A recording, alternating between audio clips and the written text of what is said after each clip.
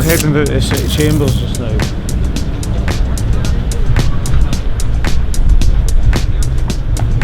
Because hopefully we'll find there's a bunch of people ready to protest the closure of the People's Story Museum, which has been closed without any consultation with the local community or the citizens. So Jim Slaven has organised a protest of the councillors this morning, and we're going down there now. Okay, you can come to that side. Can you come in a wee bit, please? Right, give me a 1, 2, 3, yay! 1, 2, 3, yay!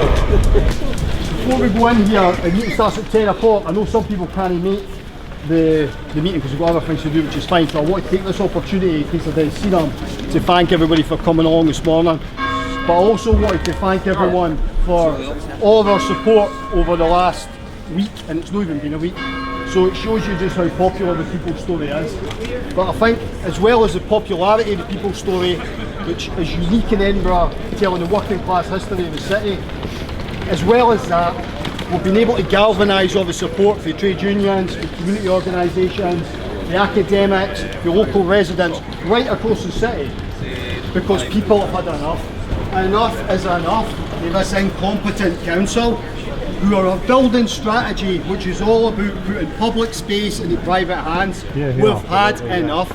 And the People's Story is the perfect example of this. I have not met one person this week who thinks closing that museum is a good idea, and yet that is what the officers are trying to force through here. And I want to say as well, and I like to be fair, there's councillors here, politicians here, and I welcome them, and I really appreciate the support that politicians have given us this week as well. But I have to also put them on notice. Enough is enough for them as well. We need action, not words. Yes. What we need to see right across this city is issues taken seriously in there, but also out here by us. We need to get organised. We need to join the dots with all the campaigns and issues that are going on. We need to build political strength out here rather than in the institutions in there, because irrespective of the parties we've seen over the last 20 and 30 years, they do not represent our working class interests.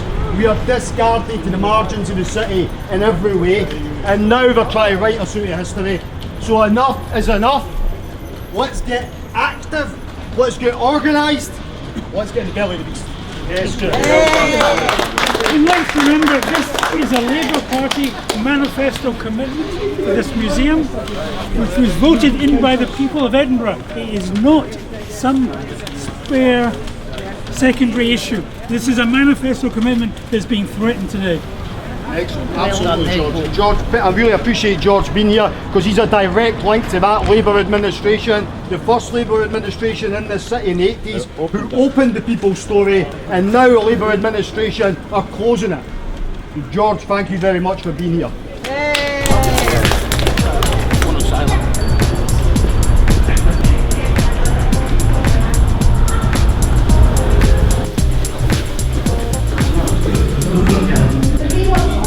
I'll get through it, it's still a belt to the review, isn't it?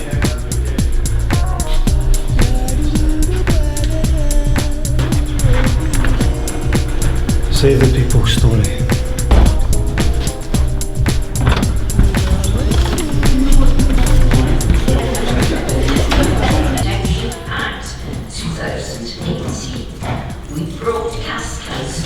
Thank you. So we now move on to agenda item 2, which is declarations of interest, and the Councillors' Code of Conduct requires members to declare any interests they have in the items being considered at today's meeting. These can be financial or non-financial.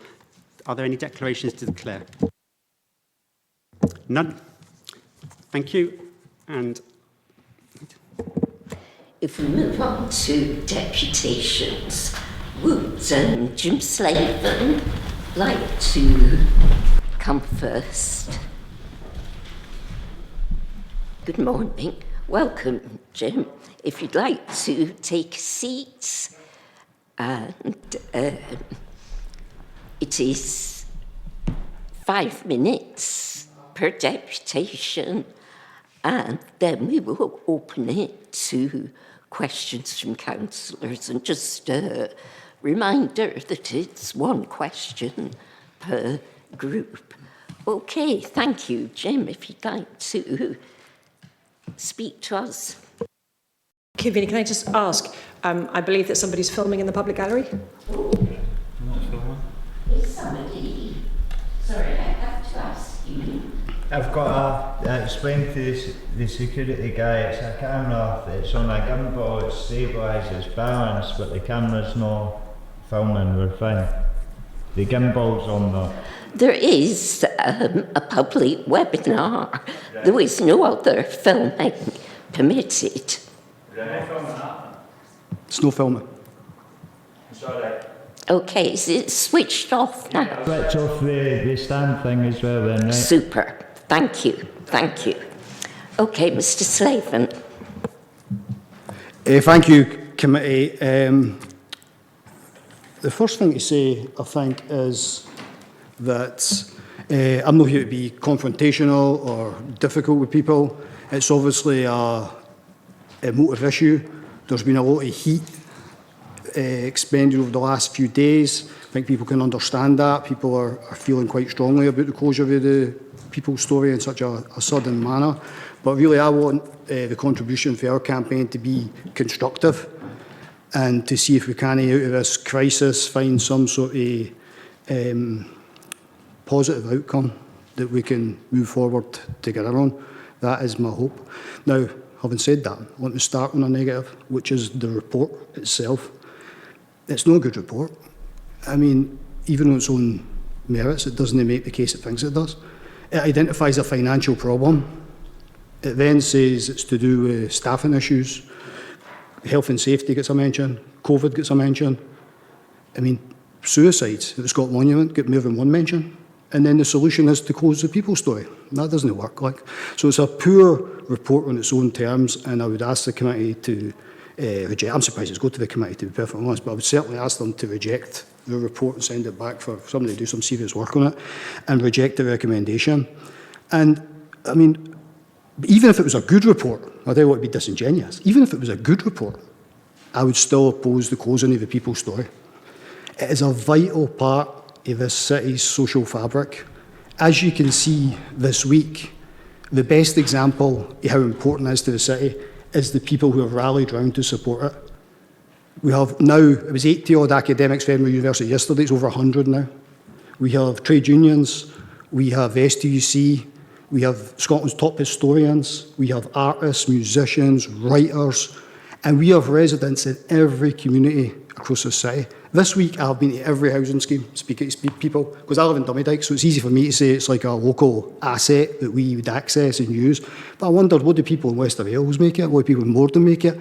Because people in these outlying areas don't come into the city as often as they used to, because it's expensive and they feel welcome for whatever reason. So I wondered, what do they make of the People's Story now? I did not find one person who thought closing that museum was a good idea. Because that museum telling the working class history of this city, the stories of workers and communities, that is a vital part of people in these areas feeling like they belong to the city, like this is their home city. And to close it would be an act of social vandalism. But given that politicians are here, I should mention a bit politics. I mean, I can't believe it's happening now. For the last few weeks, we've had nothing but politicians telling us about the rise of racism and the rise of the far right in working class communities. Every politician has said, this is terrible, we take this really seriously. Working class people must be heard. People have stood on platforms saying, no passaran. Working class people's stories must be told. The Prime Minister last week, on the same day the Council, without any warning, shut the doors on the People's Story, the Prime Minister said, working class people must be able to tell their stories and they must be respected. And this Council has shut the door on the People's Story. If the People's Story didn't exist, we need to build it. Why? Because the way we defeat racism and those who seek to divide us in working class communities is no speeches for politicians, it's no lectures for the city chambers. It's through telling positive stories of working class solidarity. It's through explaining to people that the working class has always been multi-ethnic and has always been multi-religious. It's about celebrating the very history which is in the people's story. So shutting it would be an absolute disaster. Whatever financial saving officers think they're making would be absolutely dwarfed with a tsunami of political and social cost in our communities in the years and decades ahead. The people's story must be saved. So let me be positive and constructive, because as I was mentioned, we have got an incredible coalition of people within a week, of people who want to save the people's story, but would they just want to save it? Because let's be honest, the council have been mismanaging the people's story for years. If anyone's been in it recently, it's not cleaned properly, it's not maintained, it's not curated properly, the building needs work done. In short, that building, that museum, our working class history museum, needs love and attention, and it needs investment. And I know the officer's telling me that I should be quick, but actually, this matters to people. Yeah. I think what we need to do here is put a new structure in place for the people's story. I realise there's a whole lot of other things you are discussing with your wider strategy, but we have seen the outpouring of love for this building, for this museum, for what it represents. That what we... I will, I'm getting there, I'm building myself. No, I'm sorry, you've actually I'm getting there. used the 5 minutes. What you might find is some of the points you want to make, you can use in answers to questions. But it is just 5 minutes. Okay, thank you. You want me now? Wait now, I'm not finished. You are, sir. What is the point of this? I mean, it's a nonsense. This is the understanding. This is 5 minutes. You should have given me a minute's warning. Per You should have given me a minute's warning then. You didn't want to hear positive solutions. You didn't want to hear positive solutions then. Because what, you made your mind? We have ideas about positive solutions, but please let members of the committee put questions to you, and you can use that to put some of the points you want to make. Thank you. Okay, I'm opening it up for questions. Councillor McNeice-Meakin, then Councillor Osler, then Councillor Fagenda, and Councillor Dockert. Thank you, Councillor Walker. I wanted to say to Jim, I'm really keen to hear some of those positive suggestions, but can we have you as one of the features of the people's story if we do vote to overturn this recommendation today? I think it would be fantastic to have the speech that you just gave somehow there in our people's story, because it was so passionate. But my question is, are you keen to work with the council and with trade unions and others to, as you say, kind of address the fact that it needs updated? Thank you. I'm not quite ready for a museum yet, though. I think there's still a bit life in me yet, I hope. In terms of working... Just your voice. Yeah. In terms of working with the council and other partners, the campaign is absolutely committed to that. I mean, my role in this as an individual doesn't really matter. The campaign is absolutely committed to working with the council. But what we want to see for these discussions to work, for our positive plans for create a sustainable future for the people's story, a strategy that's going to guarantee its future for not just this year, but for decades, for that conversation to happen with people who can make it work, there has to be a positive backdrop. In my experience, if you have a conflict and a crisis like this, to resolve it, you have to create goodwill. And to create goodwill in this case means opening the museum immediately, because you cannot have those sort of discussions about what comes next when the first item on the agenda is that it's shut and the doors need to be open. So there has to be some evidence of political will, and then I am absolutely confident that myself and certain other people on the campaign that I've spoke to are experts in this field, experts in running these buildings and these working class history museums, and they want to help. I know people and organisations who fund some of these around the world, some of the best examples in the world, and they cannot believe the Edinburgh Council cannot keep the doors open in the Canning Gate. They can't believe it. So they want to help, they want to invest. I've been very clear with them, that's what it takes, because this building needs love and attention, and the council can't keep the doors open. So I recognise they're not going to invest money in it. So we need to think creatively about how we make that happen. And that does mean working in partnership with elected representatives. Of course it does, that's what it means. But we need to create a positive backdrop, and that means reopening it. Anything short of that, and you're just creating bad feeling and conflict, and that's going to dominate everything. Okay, thank you, Mr. Slaven. Councillor Osler. Thank you very much indeed for coming today. And, I think we all agree that nobody wants to close anything, because we do have a problem when we do close something about reopening. The question I have for you, though, is you do mention the building is not fit for purpose, it's not accessible, there's a number of issues with it. So I suppose the question I want to ask is, do you think now, trying to look at what we do next going forward, that there will have to be changes made anyway? What about looking at the idea of feeding the narrative of the people's story into our other museums? Because is it about the building itself remaining separate, or is it about what the building actually holds? Because those are two totally different things, and we've got to find a way of managing to make sure we don't lose one. Whether we can do something about the other, which is the maintenance of the building, is a different matter and a much more expensive matter. So I just want to ask you about what actually the building holds, and whether you believe that's a possibility that we could move that elsewhere, because that is something that we could definitely do more so in the immediate and medium term, while we look at the possibility of the building itself. Because my concern is the building itself is not accessible and will need major changes, and that will be problematic in terms of making sure we can get funding for that.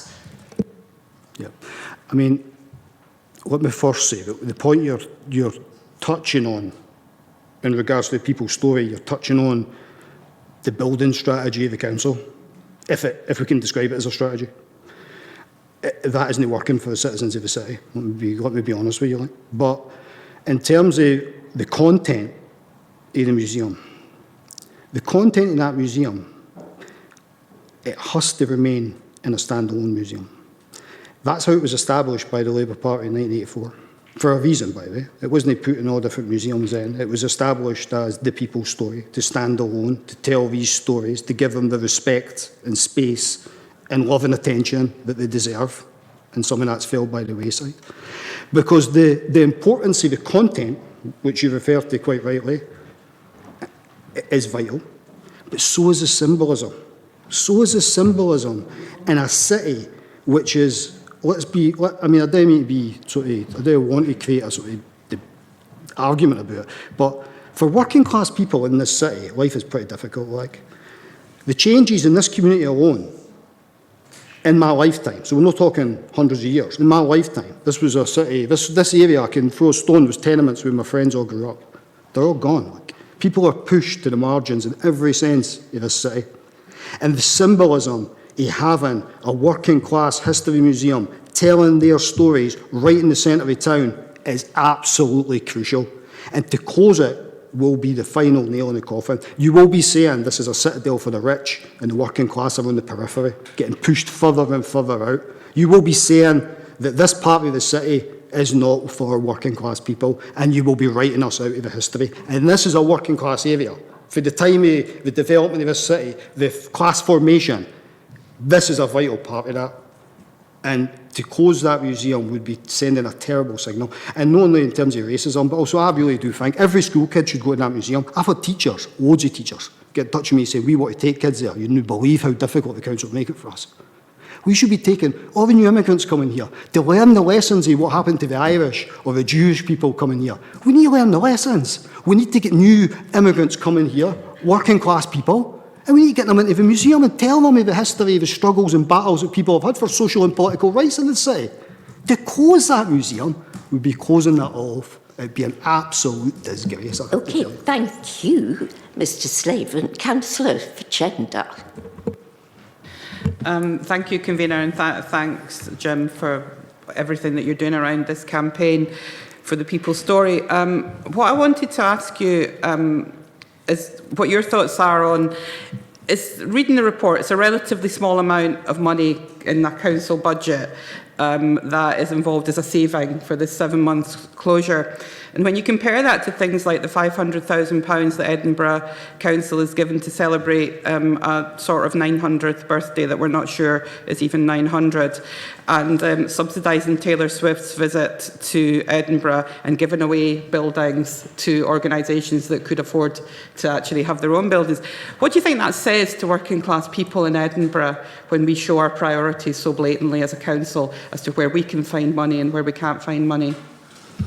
Well, I mean, one of the things I've done this week is I say that because I like to do due diligence, I like to, if I want to come and say something, I like to know it's right. Like. So I did go around communities speaking to people, know all people I agree with normally, and normally you can't get agreement in working class communities about anything, by the way. But I didn't find anybody who thought it was a good idea. And that was partly because people really love the people's story. They remember going there as a kid, they take their kids there, people love it, like. But it's also partly because of the issues you're discussing. It's partly, people have had enough. There's enough is enough. People can see cuts and cuts and cuts to working class communities. And yet we're told, oh no, Edinburgh's a global city. There's more tourists than ever, there's more students than ever, there's more inward investment than ever, there's more millionaires than ever. And people can't afford a cup of coffee. And then the community centre's getting cut. The social provision's getting cut. The care's getting cut. There's more drug deaths than ever. There's more drug addicts, more drug dealers. There's only thriving business in the housing schemes, charities and drug gangs. And people are fed up, like. They've had enough. So the points that you're making are absolutely right. And how can the council with a straight face be talking about any of these social issues and closing that museum? It just look like hypocrites. And how can they be saying, oh, let's celebrate 900 years in Edinburgh, but no the working class history? We're shutting that. What message do you think you're sending? Because, I mean, OK, we can discuss the role of the museum, we can discuss the impacts of communities, we can discuss the industrial history, the cultural history, we can discuss all that. But also, this is politics, like. How do you think this looks? This looks like it doesn't matter what party's in power here, the working class are getting screwed, like. That's what it looks like. It's no other city at all, like.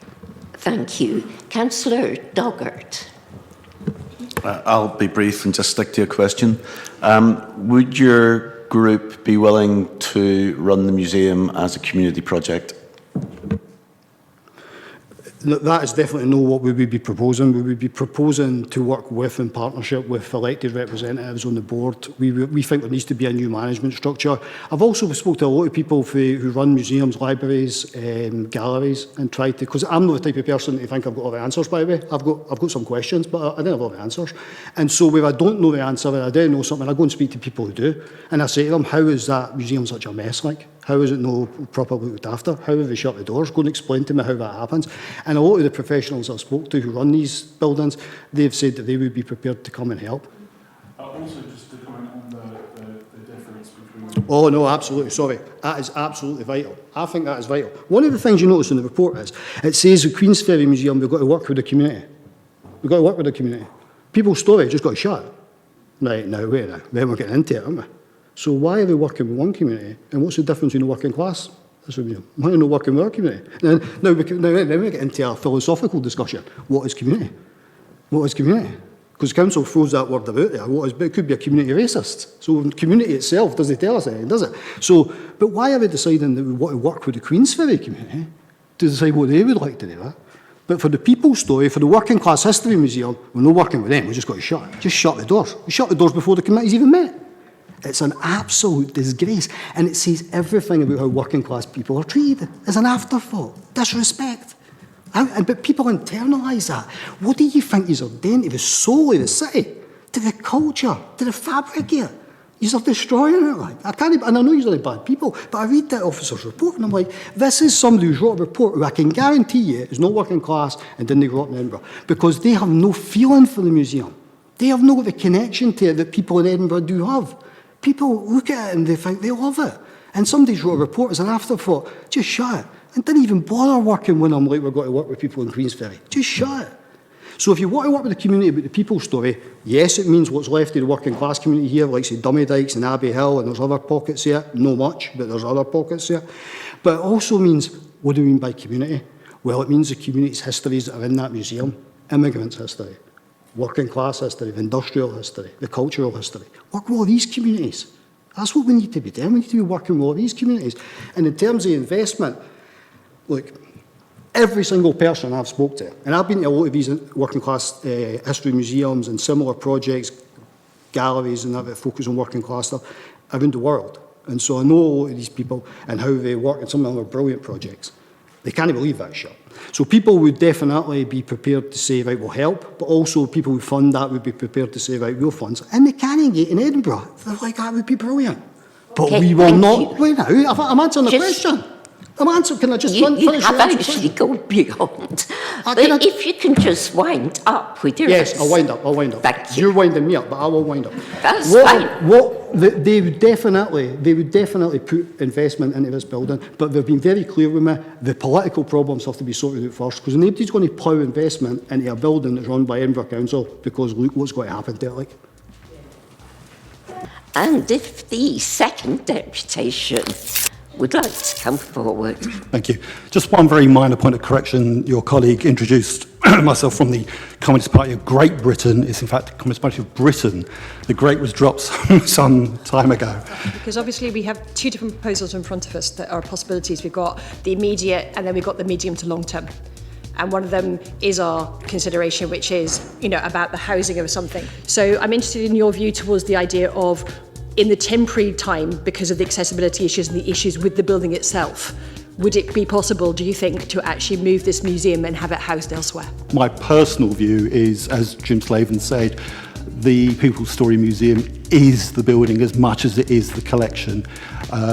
If we want a sort of way forward, he's already outlined, you've got to involve the local community. We have a number of museums on the Royal Mile itself.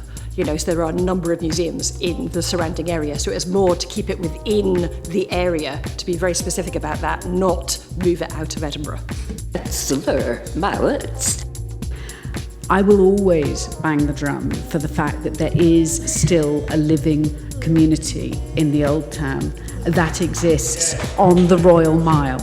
This is a living city centre that from the finest crescents of the New Town to the Old Town, and that includes the Royal Mile, where we have veterans housing, sheltered housing, housing associations, council housing and private housing still in existence. So there is a community that exists there.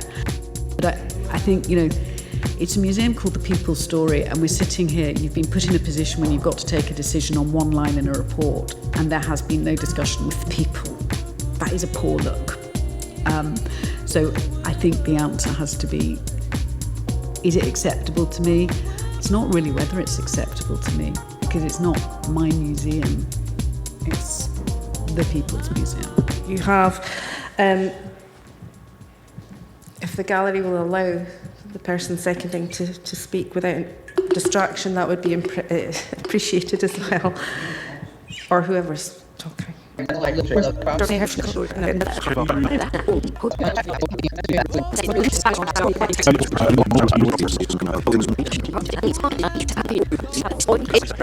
if I can call for votes, first of all, please, for the amendment.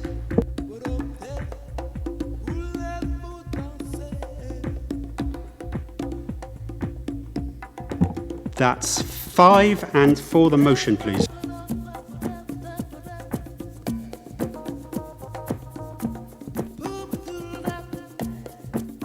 So that's 6, so the motion is carried. Point of order, please. I'd like, under Standing Order 31, to move to refer this to full council. Thank you.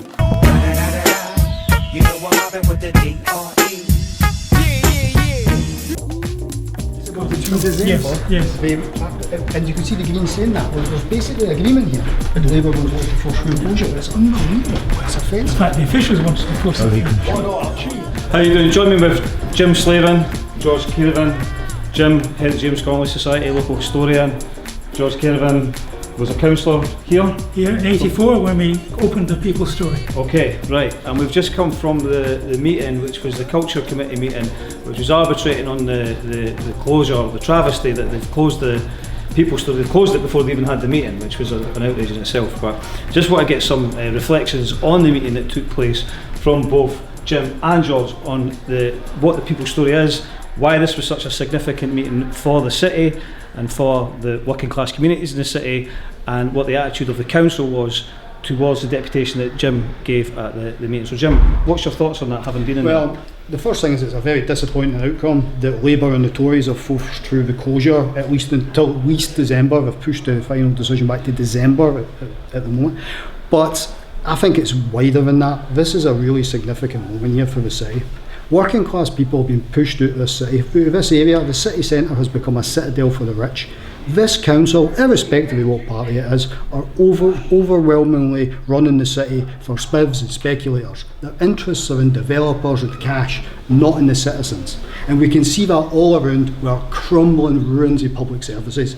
And here we have a museum telling the story of workers and communities in our capital city, and Labour and the Tories are pushing through the closure there. It sends alarm bells for me right through this community. That working class people are no longer welcome, recognised in the city centre, and now they're trying to write us out of history as well. It seemed that the chair, there was an agenda at play. It seemed, from my perception anyway, would you agree with that? You felt that there was an agenda at play from the off? The first thing to say is we need to be clear, this is a political decision. And they were pretty clear about that themselves, that they had choices to make, and they decided that the working class museum was the one they were going to close. So other museums in middle class areas are going to work with the community to see what can be done.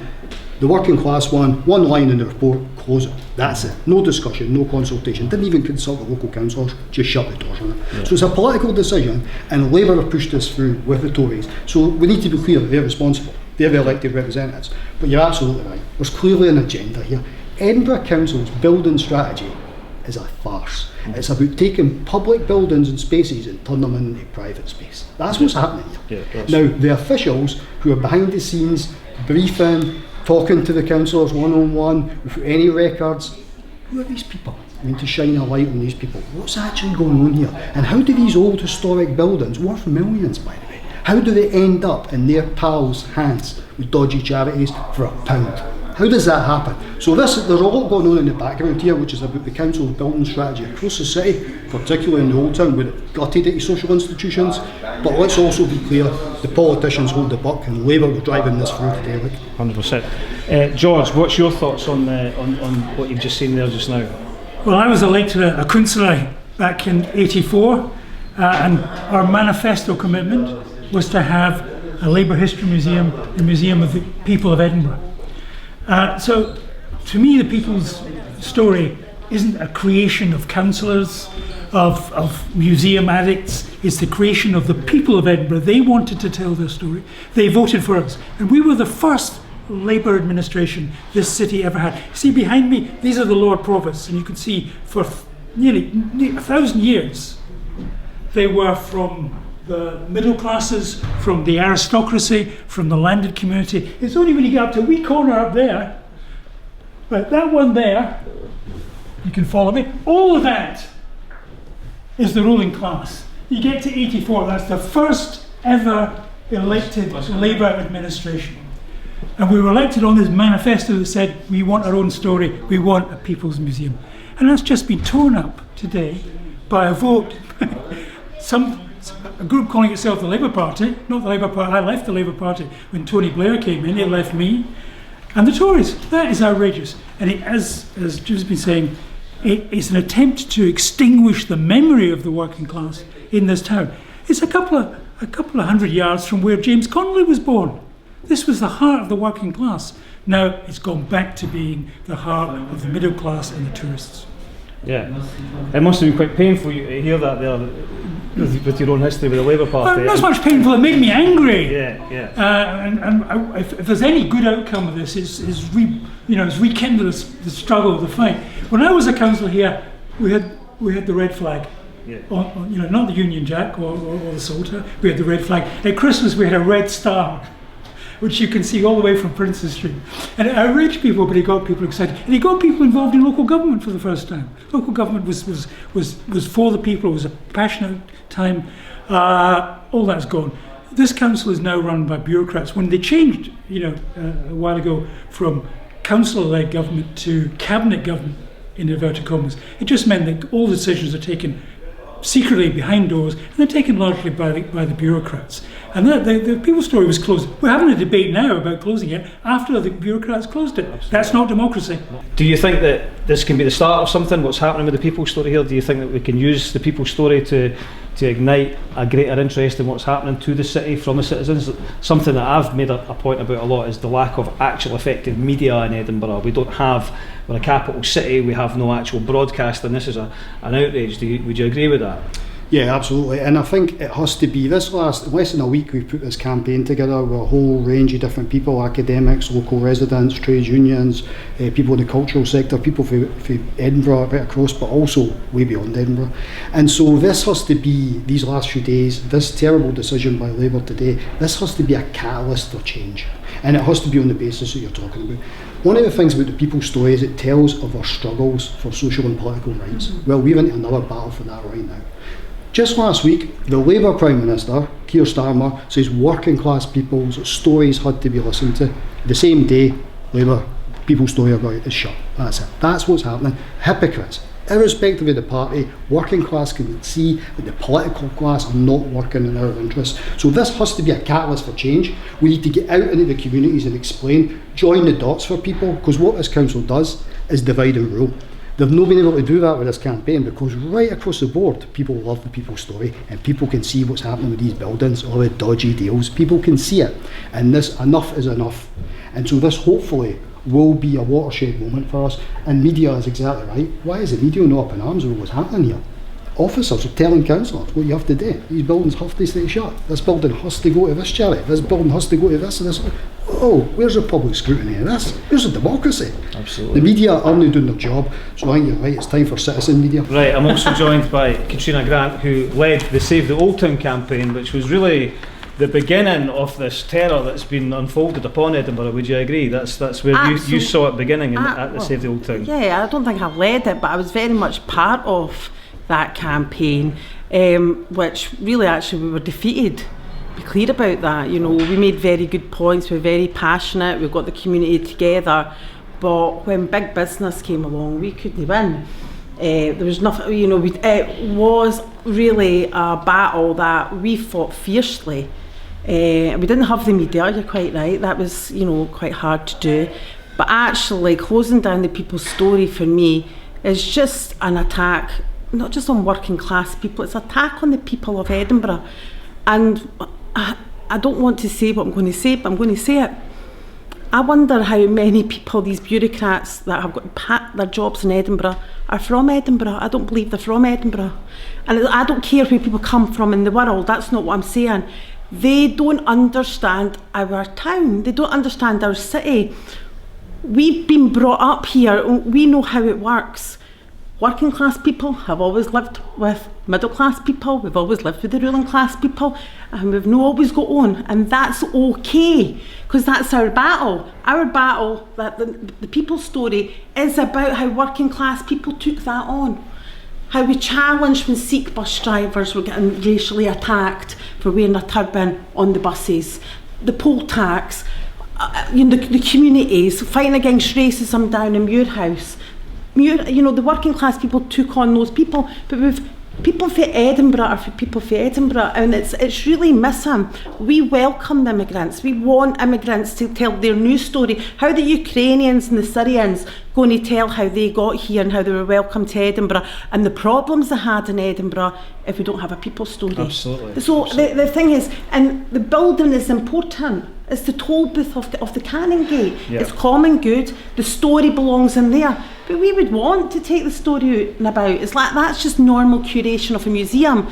They don't curate the museum. They actually want to disconnect working class people from Edinburgh. That's what they want to do. It's ideological and it's political. And that sounds like you're being a wee bit mad saying that. But if you lived in Edinburgh, as long as we've lived in Edinburgh, you would see that. The closure of working class, as if communities, you know, I would challenge Edinburgh Council, if that's what they want to do with the People's Story. Go on then, go put the People's Story in a local community centre. I dare you, go on, we'll help you there. You have to find the community centre, because one doesn't exist that's run by the council, because you've closed every community centre in the city centre down. So if that was the challenge, if that's your good idea, go on then. Put the People's Story in a local community centre. Go on then, because you'll no find one. Your argument's up a gum tree because all you've done is attack our community for decades. You even knocked down council houses to open up a pens that takes you nowhere. It takes you to the HMRC building. That's what you've done. That's what you always have done. So we know what they've done in there. They've put a political challenge down to us, and we have to come up with an argument, a campaign, a fight back, because that's what they did in there. What they said to Jim and what they said to everybody else was, come ahead if you think you're hard enough. Yeah. That's what they said, and what have we got to tell them? Well, you're hard enough. Exactly, that's it. So save the people's story. Join the campaign.